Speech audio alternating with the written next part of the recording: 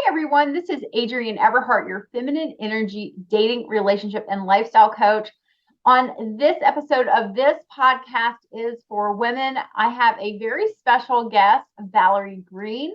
Valerie is also a coach, and today we're going to be talking about transforming anxiety into confidence and healing your anxious attachment. So, hi, Valerie. I'm so happy you're here to be part of my podcast. Hi, Adrienne. I love your podcast and I love your work. And so I always love sharing this information. I'm sure it'll be a lot of fun. Absolutely. I can't wait to get started. Before I do, I want to tell my audience just a little bit about Valerie and what she does. She is a very much a unique relationship mentor. She's also an author and a speaker, and she really helps women inspire their man to fulfill their deepest needs and desires. Now, she has a highly successful alternative to relationship therapy. Valerie helps women and couples create a secure emotional connection, not just problem solving or communication skills. So below in the links, I'm going to share her book with you and her website, and also a place you can visit and get a free gift called Break Free of Old Patterns and Attract Lasting Love. Valerie is a very unique coach, and I'm really honored to have her on my podcast and speak about how we have anxiety in our relationships and how we can really get back on track and identify our attachment styles so that we can feel better dating and exploring our relationships in all parts of our lives. So, welcome, Valerie. What would you like to share with us? Oh my gosh, thank you so much. I mean, we were just chatting before this just about what it means to transform anxiety into courage. And I know that a lot of us have heard, well, courage is feel the fear and do it anyway. But we know what tries to happen when we muscle through, especially when it comes to dating and relationship anxiety, right? So I want to caveat that this is about how to heal anxious attachment, which is, by the way, not a pathology. 20% of the population has an anxious attachment style. And so there's nothing wrong with you. I want to say that. It's not about healing generalized anxiety disorder because I'm not a therapist, right? But like if your life is basically okay, but as soon as you get into a relationship, you start to freak out and wonder why he hasn't called and ruminate about fantasies about him, cheating on you. Or if you're married, you're just harping on like he's not pulling his own weight and I'm telling him what to do and he's not doing it.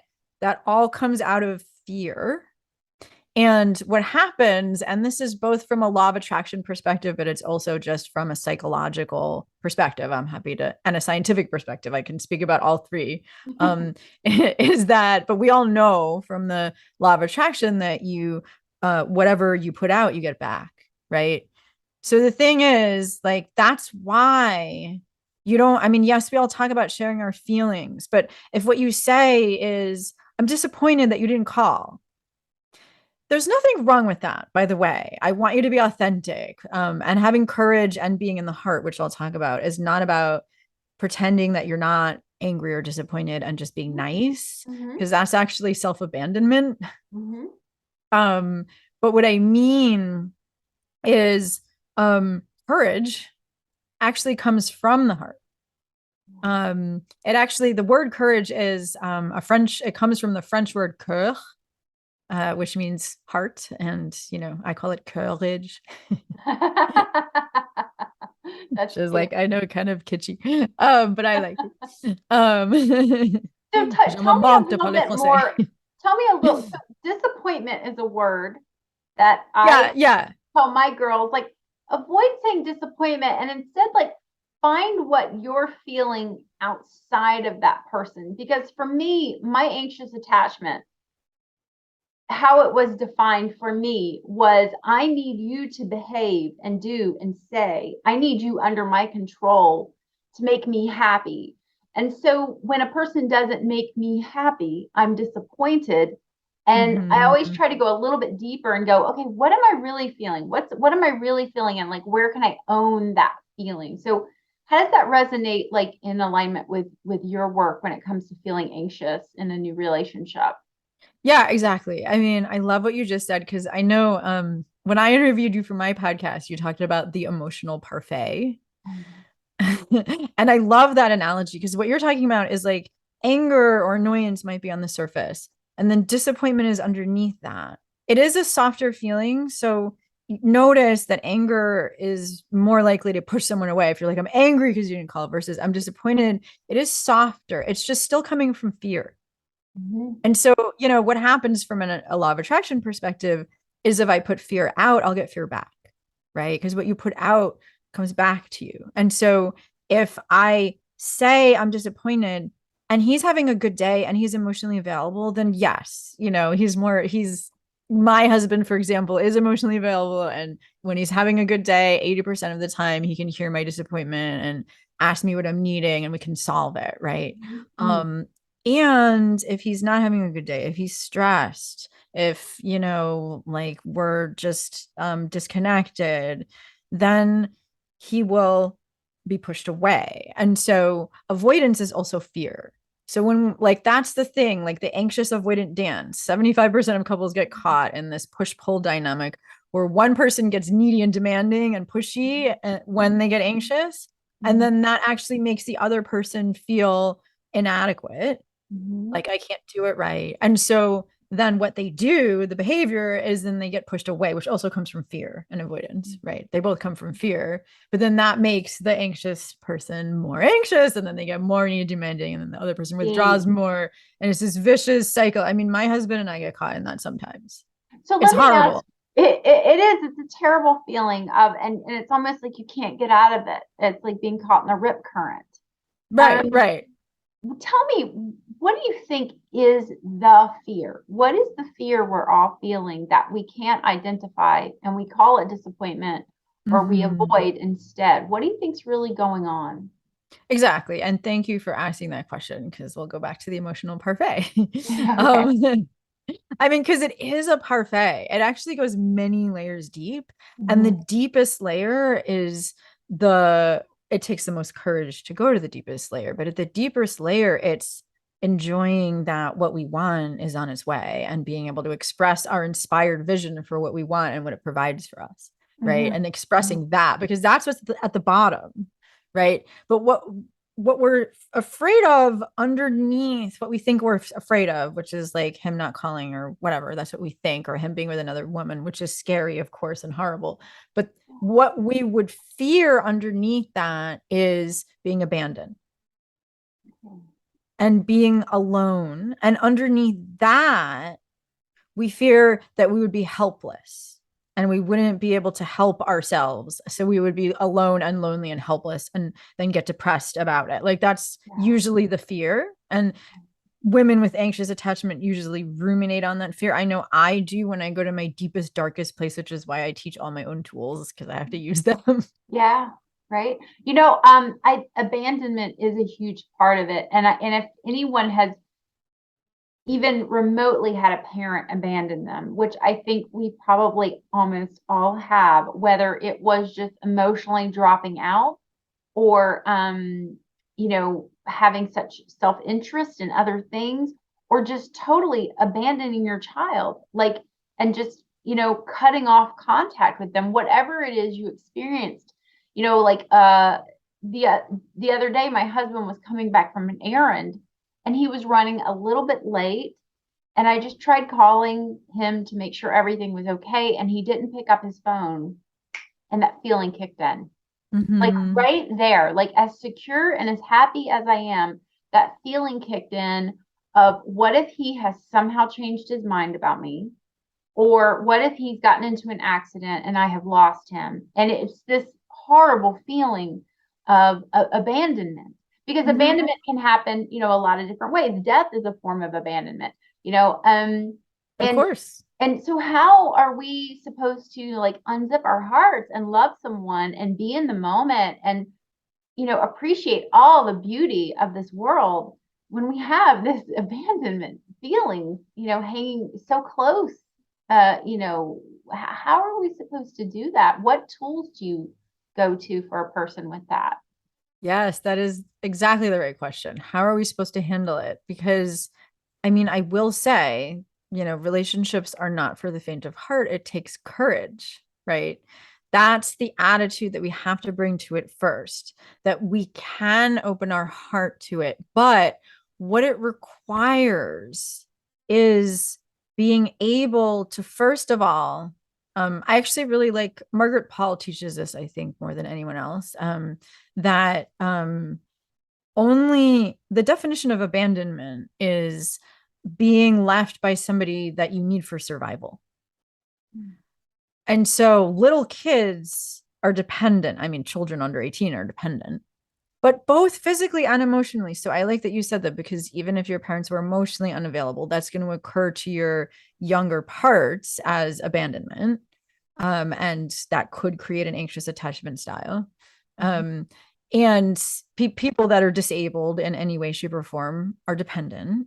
And that's, as it should be. Like, there are legitimate people that are dependent. There's nothing wrong with being dependent. It's just that true. And what I imagine that our listeners and viewers long for is not codependence, which is an adult who is still dependent on someone else and feels dependent on someone else for survival, because we actually have to learn how to be independent before we can have interdependence.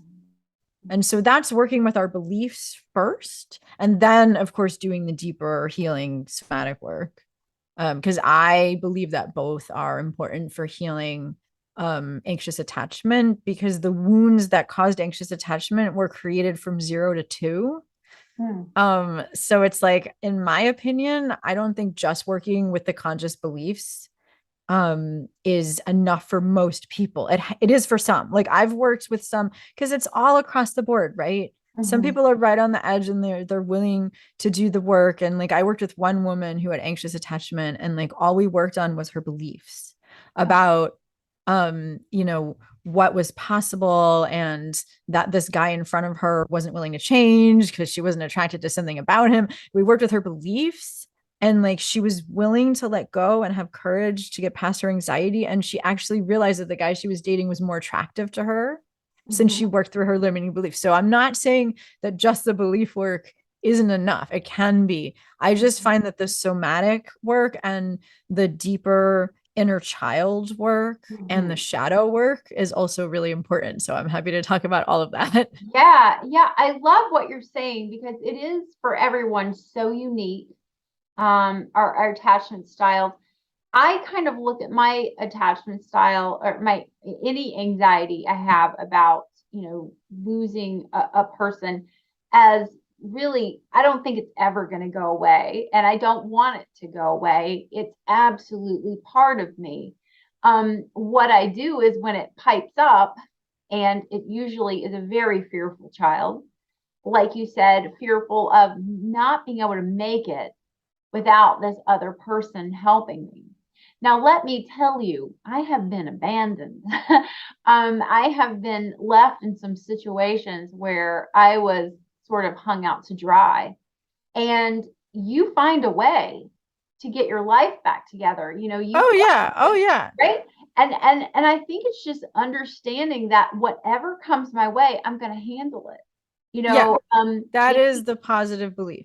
Yeah, I can handle this. I can make it, and there will be someone else, or whatever it is I'm meant for. So before we started recording, you and I talked a little bit about pain, and how so much of this, anxious attachment, or just fearful dating, anxiety in dating, it's really about we're wanting to avoid pain. And it's like, the more you try to avoid pain, the bigger it gets somehow. Yep, I What are your know. feelings on that? Totally. I like that quote, that what you resist persists. Oh yeah. Yeah. If And you I try love to that shove down rhyme. something down, you get it more. And that's, I mean, if you look at that through a law of attraction perspective, it's like, I can geek out on the law of attraction as well, because people think like, oh, if I think that negative thought, then, or if I have the courage to feel the pain, if I feel the pain, won't I get more pain? And it's just like, okay, The law of attraction is you attract who you're being. It's not just like, otherwise, everybody who is like, I have $1 million, I have $1 million, you just manifest $1 million tomorrow, right? It's not just like whatever you think you're going to get. It's whatever you actually believe you deserve, whatever all parts are in alignment, because we have different parts of us. And if part of you doesn't want something, if part of you, so the question to ask yourself around that is, what if you really have this amazing relationship with this available man who is, there when you need him, and when, you have mutual security and passion and joy, right? Like, what might you lose that you value? Because if part of you doesn't want it, then you're going to sabotage it somehow. And that's just the deeper healing work. And so my point is, it's kind of painful to admit this about ourselves, right? And it's also painful to feel the sensations of abandonment, right? Like, let's say, and we can use that example. I mean, I don't want to put you in the spotlight. I have the same fear come up like sometimes when my husband doesn't call or whatever. So it's very common, right? And so we can kind of go back and forth like about the emotional parfait, and I can talk about mine, right? Like, so my emotional parfait there, because this is what it means to like have the courage to really feel the sensations of pain, to get to the other side, because we attract who we're being, right? So like, if there's a voice inside of me that says, I'm gonna die, this is just too unbearable, the thing that it takes the courage to ask is, how old is that voice? And to admit that I'm bigger than that voice, and that there's a bigger, larger part of me. So a big part of what I help my clients do is to develop a healthy mother and a healthy inner father. So this is like the parts work and the shadow work that can then turn towards the inner child and say, oh my God, honey, like, what would you do if you had your own child come to you and say, I'm so helpless, I'm going to die if the boy that I have a crush on doesn't like me? You wouldn't like just say that's not true, right? In like a cold tone of voice. You would pick her up. And so this is how to be with pain, is to see that part of you is, how would you be with your child when your child's in pain? Right? It's not self-pity, it's compassion. Right? It's, oh my God, honey, tell me more. Tell me what you like about this boy. What's so great about him? Oh my gosh, there's so many other boys that are that great. You're the heck. Oh, like, you would lovingly help her to recognize the beauty and the truth inside of her. But that's not there on the surface. Like, I don't know about your inner child, but my inner child argues with me, right? Well, you did two things there I liked. One is that you use this diminutive language with her. And I think that's really, honey, oh sweetie, oh sweet one. I think that's really good to do. And then the second thing, and this is something you and I talked about in our emails, is listening. And so often you get that, that feeling, and we immediately just want to like shut it down, get back to work. That's really masculine energy. Exactly. That is exactly masculine energy. And it's also just avoidance, which I don't think avoidance is masculine or feminine. But no, I mean, but shutting it down to get back to work is masculine. Shutting it down to like feel pleasure instead could be feminine. Well, in a way, it's just like, I don't have time to listen to you. I don't have time to listen to you. We have to go do this other action. We have to go do this other thing. And feminine energy is really slowing down and taking your time. I'm going to listen to your complaint. I'm going to hear you, but we're still going to go do or be whatever it is we want to do or be. Right. Just because you're listening to the anxiety and you're hearing its complaints doesn't mean that you have to not go to work that day, or exactly, or not return this guy's phone call. I had a client recently who said she's using a matchmaker service, and I should probably give her to you because I think you guys might be a better match, because she's using a matchmaker service. And she said, she's vetting the guy before the date, which is something I don't recommend you do. But his zip code was in a part of town that is not as wealthy or as successful as her part of town. And she wants to marry someone who is as successful as her, if not more. So she's like, I should just cancel this date. And I'm like, that's sabotage. Like you could be meeting someone and having a wonderful situation, but you're sabotaging because you're finding something wrong with that person. You're finding a reason already to not love them or like them, or at least meet them and practice on them. So do you run into scenarios like that with people where they're sabotaging their relationships, they're finding something wrong? And then how do you address that? Yeah, absolutely. I mean, in fact, what I would say is that if we want something and all parts of us are in alignment with it, especially with romantic relationships, because there's plenty of good quality men out there. I mean, I coach women to meet Yeah. quality men every day. I know you do too, right? So it's like there is abundance with love. And if you're married, like if he's not giving you attention, there's a valid reason and you work through that. And then he wants to give you just as much as he did in the beginning. There's just something in the way. He's Mm-hmm. sabotaging, you're sabotaging. But if we judge sabotage, remember what you put out, you get back. Who you're being, you attract who you're being. So if you're abandoning your inner child to get work done, then you'll attract a man who's going to abandon your inner child too. I know I'm saying that kind of in a harsh way, but it's takes courage to admit the truth. No, um, I love that you're talking about this because, and you probably know this term better than I do, but we have these mirror cells that really reflect and pull to. oh, mirror neurons. Yeah, Mhm. and there's science behind a lot of this. It's not just woo philosophy, but just really attracting what we put out there. So what if you do have a fear though?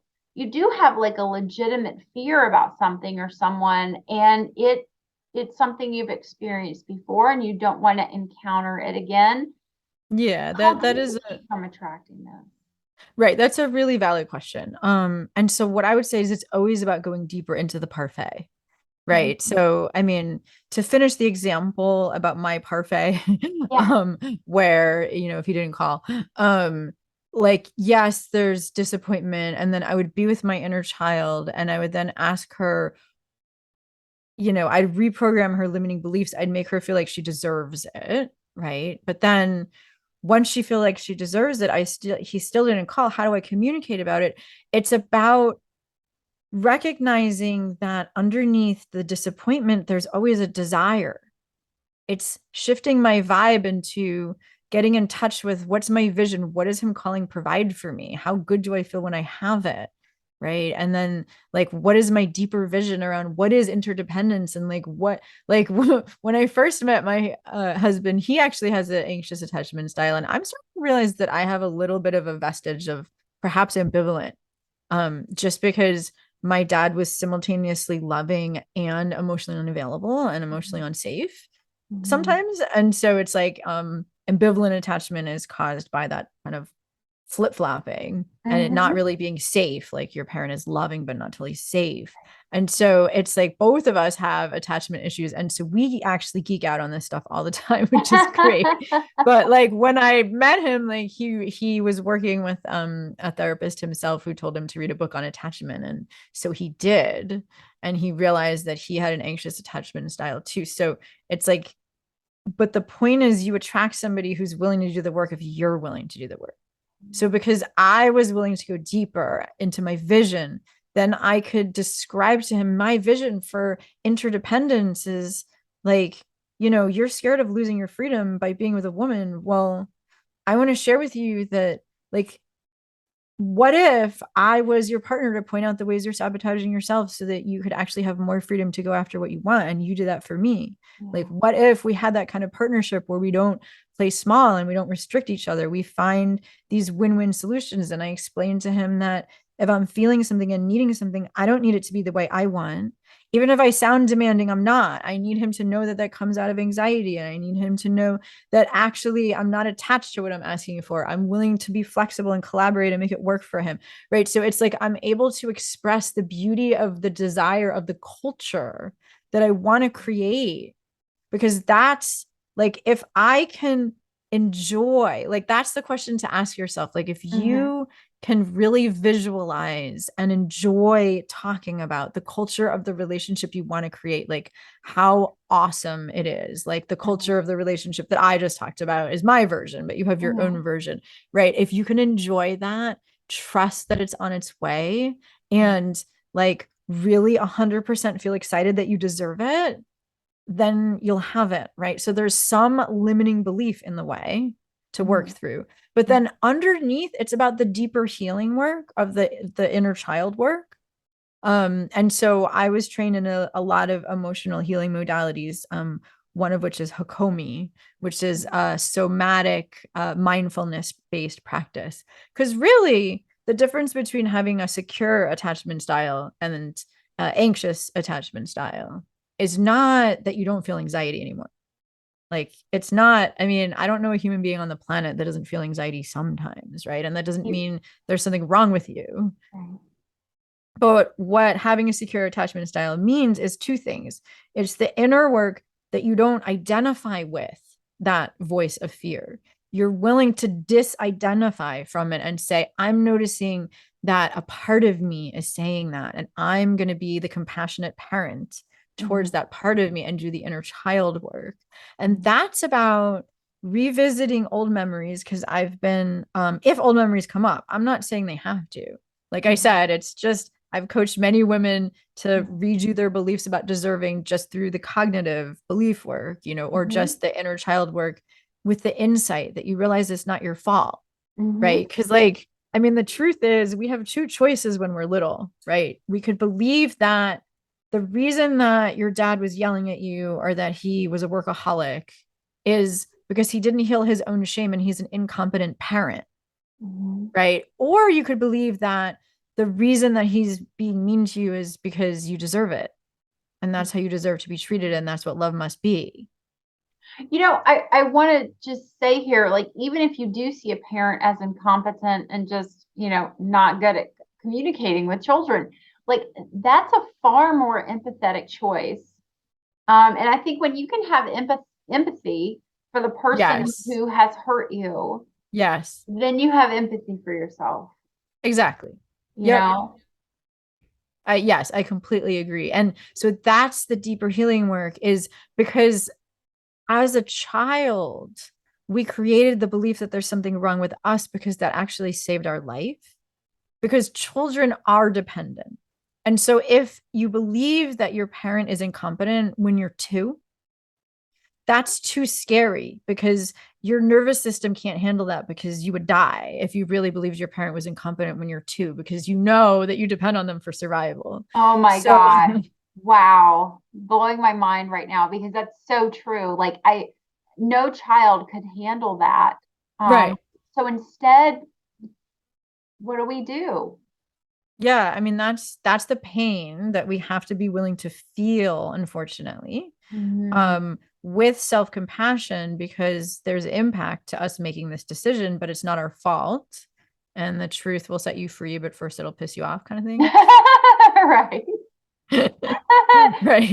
Now I have a really deep question for you here, okay? Because I love we're going there. We're peeling back the layers. Not everyone has a partner who wants to talk about how they feel or Yeah, attach yeah, themselves, totally. or that can even admit that they have something, that they're doing something that is sabotaging the relationship. And I It's can tell true. you, I speak from experience. I can, here's the following. I can catch my husband's anxiety. And I was doing all this work, all this somatic work, breathing work, holding positive images in my head. But when he comes around me and he is anxious, and I'll say, "Hey, how are you doing?" He goes, "I'm great." And I'm like, oh Yeah. God, I need to like go to, deep breathe for like an hour to shake this off. But like anxiety is contagious. Like Hmm. we can catch someone else's anxiety. So let's say you are a secure attachment style and you're around an anxious attachment style. Like, how do you handle that anxious energy? What can you do if your partner's Hmm. anxious and you're secure and you're getting a little tired of, dealing with their anxieties, which happens. So Yeah, no, it does happen. And I mean, what I'll say about that, and this also has to do with the deeper healing work, because you can't control who you're attracted to. Attraction isn't a choice. And so if you're attracted to somebody who you believe is not as evolved in you in some way, then there's a part of you that wants to be with them to heal something inside yourself or learn something yourself or grow yourself, because otherwise you wouldn't be attracted. so they're here to teach you something. You just got to figure out what it is, right? Right, because otherwise you would leave, right? Like if okay, you think they're below you, then leave. Like the question is, why don't you? Mm, mm, mm. Some anxious attachment in there somewhere, right? Sure. Let me ask you on that same part. We're talking a little bit about observing our thoughts, which is a huge part of this work. Observing what you're thinking, being able to zoom back and instead of just, knee-jerk reaction, have that animal respond that, when I say animal, like your reptilian brain or Mhm, mhm. this is really about using your prefrontal cortex. This is about getting in touch with what you are thinking automatically that's giving you some sort of sensations or feelings. And so it's really like a detective work Mhm, mhm. in a lot of ways for your own body. So, Exactly. And I mean, sorry, I want to just oh, go pause you there ahead. because Yeah. so far we've talked about the belief work and the deeper healing work. But yes, there are just hacks to work with anxiety, like breathing exercises, EFT tapping, not the EFT emotionally focused therapy, which I also have been trained in, by the way, even though I'm not a Okay. therapist. um but which is an experiential body-centered modality. It's all about getting out of your head and into your body and just being willing to tolerate the sensations, because the research like by Jill Taylor shows that if you're just willing to feel the sensation, like is it hot or cold, right? Mhm. Where do you feel it in your body, and is it expansive or contractive, and does it have a color or shape, etc., and not believe the negative story, which is why I talked about the beliefs first, because you have to be willing to let it go enough to have that mindfulness where you can then say, I'm observing the sensations without trying to change them. The research shows that after 90 seconds, the sensation changes in intensity or changes into something else. And then you can handle it. Like that's like the experience of that belief that I can handle it is done through getting into our senses, right? Uh-huh. Getting into our five senses and just being able to tolerate the sensation and really open our heart to the sensation, which takes a lot of courage, right? So I I'm love sorry I that. interrupted you, but I didn't I know we've talked about a lot of like challenging your beliefs and then the deeper somatic and inner child work. And those are both important, but it doesn't have to be that deep, right? Like sometimes it's just about getting into come to your senses is actually a very intelligent saying. I love that. How succinct. This is all like just so great stuff. I hope everyone listening right now is just soaking this up like a sponge because there's so often we want to change our partner. We want them to change how they speak to us, change how they talk to us, change their routine, alter them so we'll be okay. Hmm. And Hmm. behind all of that is like we're not okay. Like we're not okay the way things are, or like you said, we would leave, and then you don't really want to leave. There's something else, standing in your Hmm. way. So Right. like And sometimes it is legitimate reason why you can't leave, even though you're not attracted. I just want to say that. Like absolutely. sometimes there are, and I work with people in complicated situations, and there is always a solution, but sometimes it takes creativity and patience, right? Absolutely. And we are not here to judge. Right. Whatever your situation is, it's personal and it's always between you and the person you love. And that's how I Exactly, feel about exactly. it too. I didn't want people to think I thought it was simple, like just leave, right? Right. It's not that simple, No, but anyway. I don't think anything we've been talking about so far sounds too simple. But, I do like just zooming back and also focusing on, and this is part of the parfait, this is part of that method I teach, which is like once you find your emotion, you can flip it over and you can find the positive of that emotion. Yes, And it's yes, amazing how yes. you can take a situation and you can already identify it, like how that person's wrong, how they spoke to you or did the wrong thing, and or how they abandoned you or whatever it may be. You can totally find that. But if you really find your core emotion, there's usually like this flip side, and you're like, oh my gosh, you have this new realization. And it's not about like bypassing your emotions or just convincing yourself to be an optimist. It really is like we have to step out of ourselves Yeah. and see that there's something. So here's my question to you. What if we just dropped all the styles? What if we dropped I am, a particular style, Yeah, and because you just styles focus are on who changeable you is? anyway. Okay. Tell us a little about that. Oh, I mean, well, first of all, like I said, insecure attachment is not a pathology. I look at it as just a missing skill set because secure attachment is a skill set.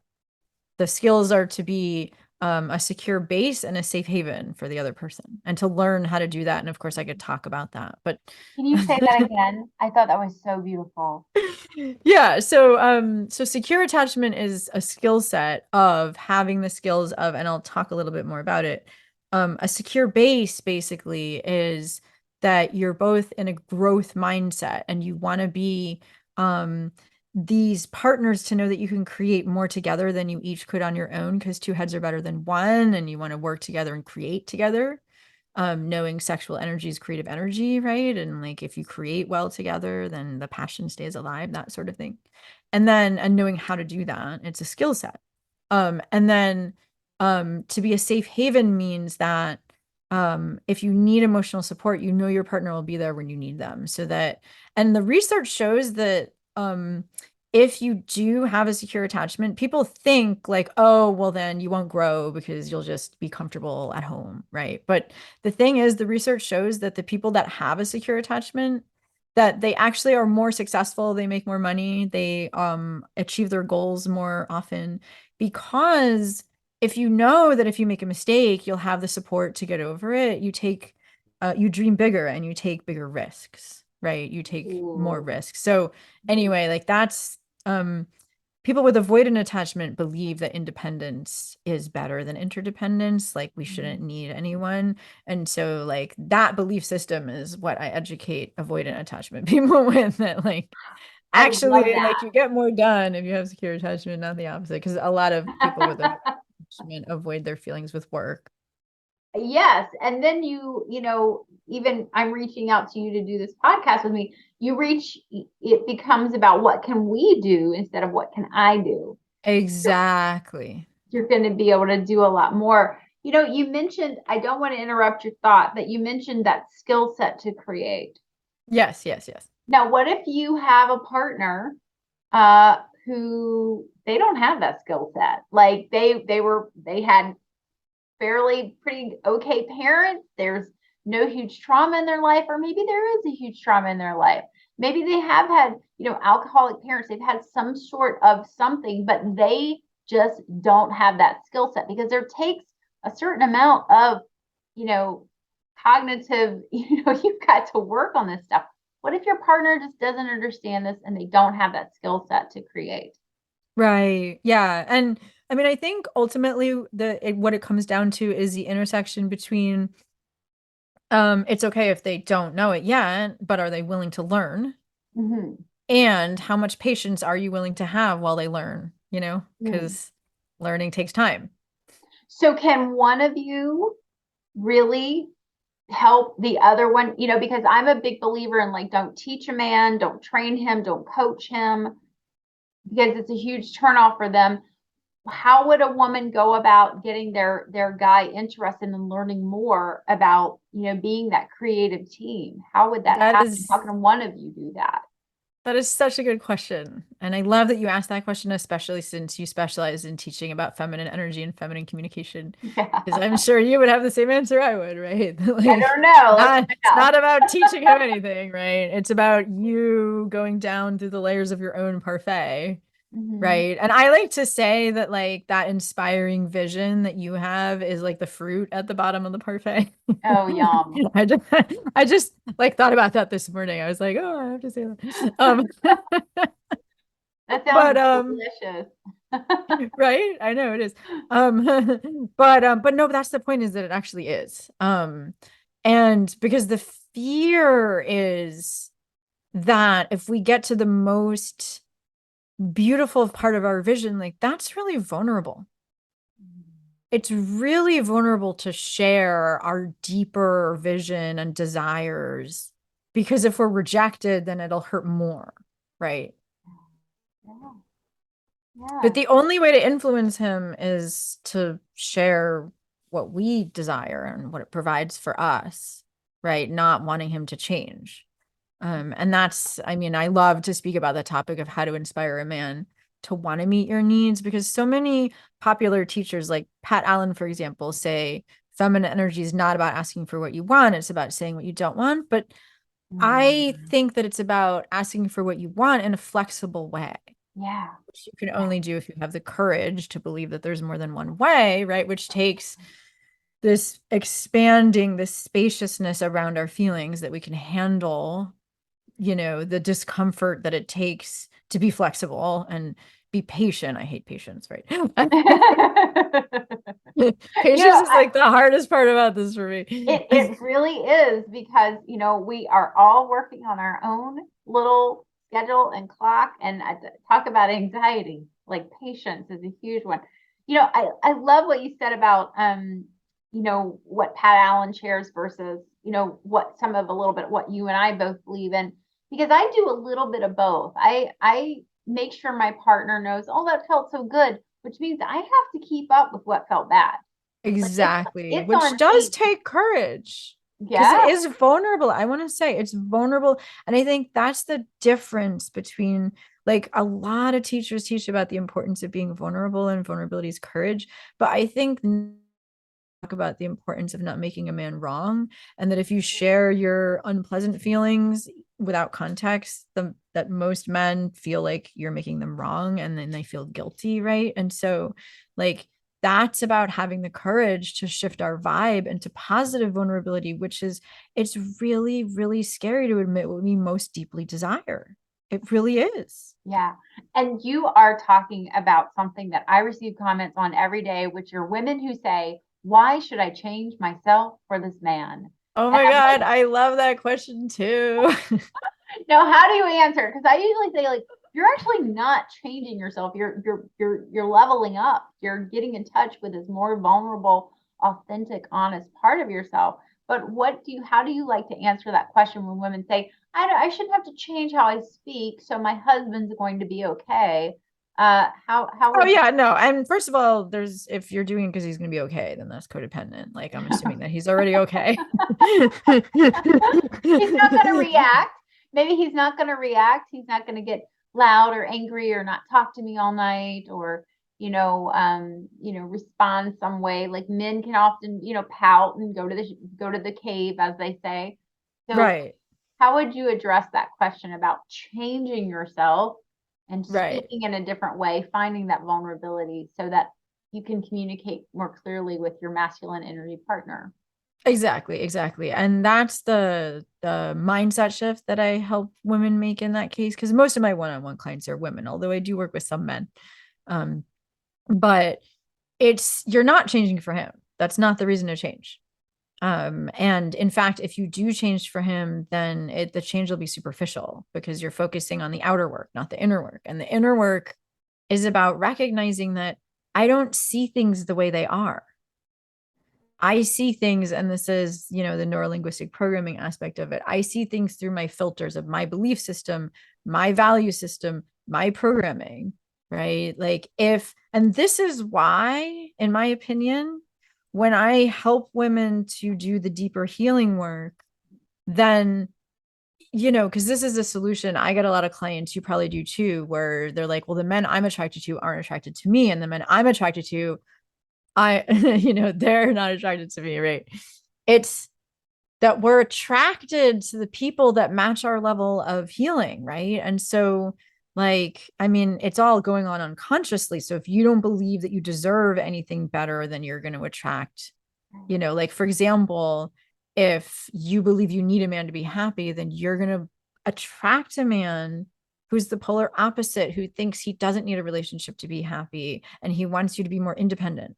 That's why anxious attachment people are usually attracted to avoidance. You don't know it at first. They just seem confident at first, right? It's all going on unconsciously. That's the point. You don't Very find this subtle. out until you're already committed and it's already too late, right? It's just like, You know what's so interesting? I remember I talk about the artist, and all of my fans, all of my diamond girls know I've spoken about the artist, this, guy. And I will never forget when I would speak to him, first few time I met him at a bar and I was speaking to him, he was doing this. yeah, He was already pulling away. And it's like he was driving me crazy doing this, and I didn't know it, but it was sending me all of those signals that I'm not available. And I'm like, yeah, I'm going to make you available. Like, I'm going to fix you. Um, exactly. And so the thing is, like, we can't change who we're attracted to, like I said.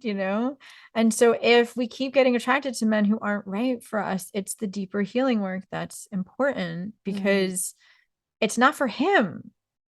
It's because otherwise I'm trapped, keeping on being attracted to, because I can leave him and then the next guy won't seem like him at first. But then if I don't do the deeper healing work, eventually I'll be caught in the same problem with the next guy. Because the problem is within me, not within the guy, right? And like, you don't have to believe that. It's just experience that'll show if that's true or not, right? Because like, maybe that's not true, and I only attract the women that see the patterns, right? Which is my free gift, is break free of old patterns to attract healthy love. yes, yes. And Right. we're nearing at the end of our time. First off, I have so enjoyed speaking with you today. I would love to have you back on my show at some point, and maybe we can talk a little bit about how who we're attracted to, and you say that that's unchanging. I work with women on dialing in their man picker, Yes, their yes, little man yes. picker. So sometime I would love to have you come back and speak a little bit more about this. I think you have so much Yes, more to share. And totally. if you're watching this on YouTube, like, definitely use the comments below to tell us some topics that you would like to hear from Valerie and myself. And if you're listening to this on my podcast, I have a comment section all. I'd love to hear from you. Valerie, tell us how people can get in touch with you and what services you offer, and definitely remind us again about your free gift to all my listeners.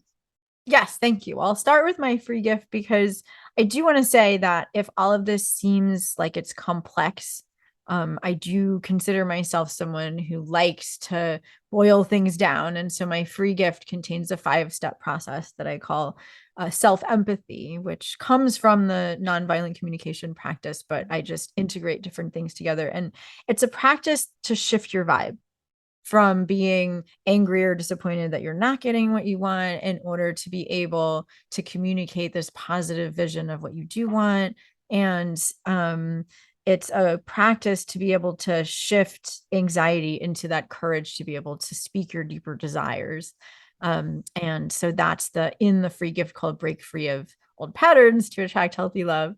And yeah, but my website is just coachvaleriegreen.com, which you said you'll put there. And I specialize in one-on-one coaching, because that's what I love doing the most. I just love, um, I feel like I've studied so many different modalities, from the superficial to the deep and everywhere in between. And I love customizing the work and customizing programs for what really helps people the most. That's just what I love.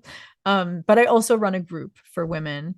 And it specializes in attachment, the group, even though that's not what I advertise it as. That's what I always wind up focusing on in the group. So I Sure, should probably just change the advertising. sure. Um, And I do also have a book called The Commitment Roadmap from Dating to a Lifetime of Love, and an online course called Manifest Lasting Love Mhm. for women that are in a committed relationship and he's just pulling away. So lots of I love working with people in all stages of relationship. I do have niches, but I have four niches, right? So Uh-huh. I just love, I feel like I love the variety of people that I help in the variety of situations. Excellent. All right, Valerie, thank you so much for just coming on the show and sharing all of your wisdom and your energy.